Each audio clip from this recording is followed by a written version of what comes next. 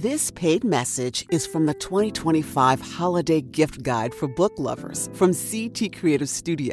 At Christianity Today, we believe in the miraculous magic of books. This Christmas, we invite you to share the magic of reading with a book that's perfect for each person on your gift list. Visit ChristmasGiftBuyingGuide.com to browse our books. One of the most important steps in spiritual growth is to bring the stories we tell ourselves into line with the Bible story, the gospel story. To mesh our lives with that narrative. Welcome to the God-Centered Life with Josh Moody Weekend Edition. Ruth, Chapter 2. We're calling the study Girl Power. Josh Moody is Senior Pastor of College Church in Wheaton, Illinois. And I'm Todd Bastille. We're glad you're here with us. We're so happy to be spending this time with you, opening God's Word. Josh, we're heading further into the vivid and picturesque story of Ruth and Naomi today. Now, you focus on story early on in this particular study and include the stories that we tell ourselves, which are very powerful. Now, without jumping too far ahead, could we not point out that Naomi is an example of internal stories? Because we know in this chapter she's going to come back and she's a widow and she calls herself bitter. She's experienced much pain. She's a prime example of this internal story, is she not? Exactly, yeah. And the whole purpose of, that's exactly right, I think. The whole purpose of this story in Ruth and the story genre in the Bible is to weave into our minds the right story to tell ourselves, that we are loved, that you are loved, that God is the creator, and He, in this romantic story of Ruth, that He's out to win you, to woo you, to bring you to Himself, and that His plan will be fulfilled in your life if you turn to Him. This is the story we need to tell ourselves over and over again. My favorite two words in the Bible, especially when you're dealing with negative stories, but God. And as the story continues, we're going to look at what is likely a familiar change in the story arc for our friend Naomi. Let's get to it. Ruth chapter 2, Girl Power. Here's Josh. So friends, Ruth chapter 2, beginning at verse 1. Let's hear God's word. Now Naomi had a relative of her husband's, a worthy man of the clan of Elimelech, whose name was Boaz. And Ruth the Moabite said to Naomi, "Let me go to the field and glean among the ears of grain after him in whose sight I shall find favor." And she said to her, "Go, my daughter." So she set out and went and gleaned in the field after the reapers, and she happened to come to the part of the field belonging to Boaz, who was of the clan of Elimelech. And behold, Boaz came from Bethlehem, and he said to the reapers, "The Lord be with you." And they answered, "The Lord bless you." Then Boaz said to his young man who was in charge of the reapers, "Whose young woman is this?" And the servant who was in charge of the reapers answered, "She is the young Moabite woman who came back with Naomi from the country of Moab. She said, 'Please let me glean and gather among the sheaves after the reapers.' So she came and has continued from early morning until now, except for a short rest." Then Boaz said to Ruth, "Now listen, my daughter, do not go to glean in another field or leave this one, but keep close to my young women. Let your eyes be on the field that they are reaping and go after them. Have I not charged the young men not to touch you? And when you are thirsty, go to the vessels and drink what the young men have drawn." Then she fell on her face, bowing to the ground, and said to him, "Why have I found favor in your eyes, that you should take notice of me, since I am a foreigner?" But Boaz answered her, "All that you have done for your mother-in-law since the day of your husband has been fully told to me, and how you left your father and mother and your native land and came to a people that you did not know before. The Lord repay you for what you have done, and a full reward be given you by the Lord, the God of Israel, under whose wings you have come to take refuge." Then she said, "I have found favor in your eyes, my Lord, for you have comforted me and spoken kindly to your servant, though I am not one of your servants." And at mealtime Boaz said to her, "Come here and eat some bread and dip your morsel in the wine." So she sat beside the reapers, and he passed to her roasted grain, and she ate until she was satisfied, and she had some left over. When she rose to glean, Boaz instructed his young men, saying, "Let her glean even among the sheaves, and do not reproach her. And also pull out some from the bundles for her, and leave it for her to glean, and do not rebuke her." So she gleaned in the field until evening. Then she beat out what she had gleaned, and it was about an ephah of barley. And she took it up and went into the city. Her mother-in-law saw what she had gleaned. She also brought out and gave her what food she had left over after being satisfied. And her mother-in-law said to her, "Where did you glean today, and where have you worked? Blessed be the man who took notice of you." So she told her mother-in-law with whom she had worked, and said, "The man's name with whom I work today is Boaz." And Naomi said to her daughter-in-law, "May he be blessed by the Lord, whose kindness has not forsaken the living or the dead." Naomi also said to her, "The man is a close relative of ours, one of our redeemers." And Ruth the Moabite said, "Besides, he said to me, 'You shall keep close by my young men until they have finished all my harvest.'" And Naomi said to Ruth, her daughter-in-law, "It is good, my daughter, that you go out with his young women, lest in another field you be assaulted." So she kept close to the young women of Boaz, gleaning until the end of the barley and wheat harvests, and she lived with her mother-in-law. I suppose all of us love stories. Right from our very earliest childhood, we were read stories by our parents, whether they be a fairy tale or a Bernstein Bear story. Stories surround us. We read them in novels or watch them on TV or in a movie or of some kind. We tell each other stories too.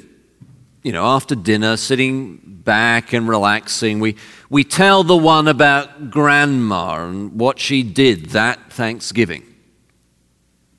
Stories almost seem to have a sort of life of their own, if you know what I mean. Say I mention a fable, one of Aesop's fables, the tortoise and the hare. Just about everyone in just about every place will know what I mean by that. Some of the great stories in literature live on and on. Ulysses is not only one of the greatest epic stories of the world, it's also the backdrop to the famous piece of literature by James Joyce in the 20th century. Stories become then not only entertainment, but ways that we interpret and try and make sense of our lives. So Freud took the myth of Oedipus killing his father as a way of trying to interpret what he thought was an Oedipal complex in certain psychological situations. I suppose you could say that scientific theories are a form of story. They take all the empirical data from the lab and what have you, and they put it all together into some framework that makes best sense of everything while that theory survives. It's a form of story, I suppose. Whole societies have stories, a narrative, the American dream, a positive sort of story. Or a lot more negatively, the Nazis told the story of the stab in the back to legitimate what they were planning to do. Or phrases like, "Rome was not built in a day," evoke a story. You know, we tell ourselves stories as well. If you listen carefully, there's a narrative going on in your own mind and heart. We have a story about how we were brought up, how we got the job that we got, how we got to be the individuals or characters or personalities that we are today. A story, a narrative going on in the internal workings of the mind. One of the most important steps in spiritual growth is to bring the stories we tell ourselves into line with the Bible's story, the gospel story. To mesh our lives with that narrative. That is why so much of the Bible is story. You see, stories do not simply tell you things. They create an imaginative world for you to explore and to look at the truth from a variety of angles and perspectives, from that of Ruth or Boaz or Naomi or even the other harvesters who perhaps were wondering why it was that Ruth was being given such preferential treatment. You see, it's one thing to be told that Jesus died for you, that justification is by faith alone, that we are to walk in the Spirit with all love, joy, peace, patience, and self-control, and all the rest. It's one thing to be told that. It's another thing to actually live like that. And the difference is often the story we tell ourselves. What do I mean by that? So when you meet someone who's about to do something a little bit crazy from a moral or even a logical point of view, the reason is usually the story they are narrating to themselves.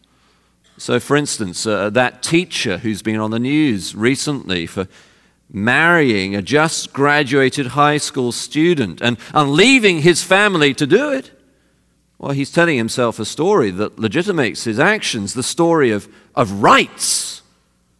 He has the right to do what he feels like doing at whatever damage to anyone else and whatever the rest of society says. Or the Oxford academic who recently published a paper that argued for not just abortion, but post-birth abortion.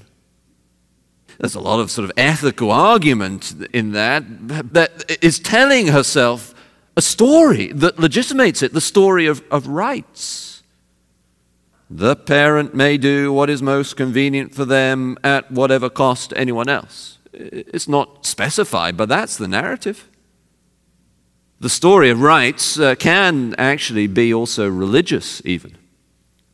Iran has the right to nuclear weapons, nuclear power at least. And this narrative, conversely of rights, is found, described in the Bible. The older brother in Jesus' prodigal son story has, he feels, the right to his father's special treatment. But the story of the Bible is not the story of rights, but the story of grace, of mercy, of favor. Favor, as Ruth chapter 2 puts it. Josh is moving further into that story and the grace that it conveys in just a moment. But first, a reminder, you're listening to the God-Centered Life Weekend Edition. Now, we have a daily edition, 5 studies each week. You may be able to find that via the radio station you're listening to, or your podcast app, the GCL app, or maybe just online. We'd love for you to take advantage of those additional resources. Back into Ruth chapter 2 now. Here's Josh. So come with me and explore the story of unmerited favor. First, through what must have appeared to them at the time to be yet another instance of bad luck. Now, of course, as Christians, we know that there is no such thing as luck at all. Perhaps you know the story of the horse and his boy, one of C.S. Lewis's Narnia stories. And at one point, the hermit who greets Shasta, the boy in the story, who's been saying that he's had lots of bad luck, the hermit says to Shasta that in all his 100 years on this earth, he had never seen anything that could be called luck or fortune or chance. We know that's the case, and perhaps they did too, but they must have wondered, I think. Naomi's husband died, her 2 sons died, one of her 2 daughters-in-law left her. That's the backstory. And now Ruth and Naomi are together. they've returned to Bethlehem at barley harvest, and that's the spring. They've returned, but they still had nothing to eat, or very little. You see, the fact that Ruth went gleaning shows that they were very poor. Only the very poor went gleaning in the fields. What on earth was going on? They must have felt bad luck. They, as it were, had traveled back from Afghanistan, starving, hungry. They'd arrived at the airport, and McDonald's and the Outback Steakhouse was open for business, but they had no money for food. As it were, at home, sitting there drooling, I think we can imagine, Ruth finally determines to go off and do the Israelite equivalent of panhandling. The Rockefellers from Westchester County had gone from sharecroppers in White Plains, Georgia, to beggars on the Magnificent Mile. Food, food everywhere, but not a drop to eat. And we indicate sometimes this feeling that we can have with a phrase like, "It never rains, but it pours," we say. And sometimes perhaps it does feel like the stars are in alignment against us. I remember once when Rochelle and I had finally, after months and months of hard work and perhaps overwork, we'd managed to finally go out on a date, and we were out there with a couple of friends, and we'd sat down at the restaurant, and we'd exhaled, we'd breathed, opened the menus, only immediately to get a phone call that there was water gushing through the ceiling of the apartment,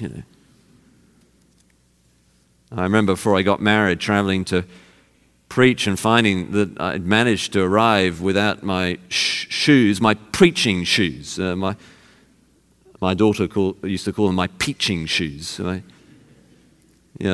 shirt, tie, smart pants, none of it had come with me for some reason or other. You know the kind of thing I mean. It just seems to be all going against you. And people then can become obsessed by luck. Touch wood, they say. Don't jinx it, someone says. Sports stars have their routine before they go out to play, don't they? They have to stick to that routine. Or do not shave during a tennis tournament for luck. Even Napoleon said his generals must above all have luck. And in fact, Mark Twain even wrote a little-known story about a general who was an idiot but was acclaimed because he had sheer dumb luck. Now, I don't know whether Ruth and Naomi were thinking like this, but the narrator seems to suggest it, the storyteller of this book, when he says in verse 3, "As it happened," or "she happened," by happenstance, luck, fortune. But it was not luck or fortune, it was the hidden hand of God. And when they look back on the event, so often when we look back on the circumstances of our lives, we can see how God has been at work, even when we cannot at the time. When they look back, they realize that it was God. So verse 20, God has not stopped showing kindness to the living and the dead. God arranged the whole thing. It was not happenstance, luck, or fortune. It was a plan. It was providence. Providence.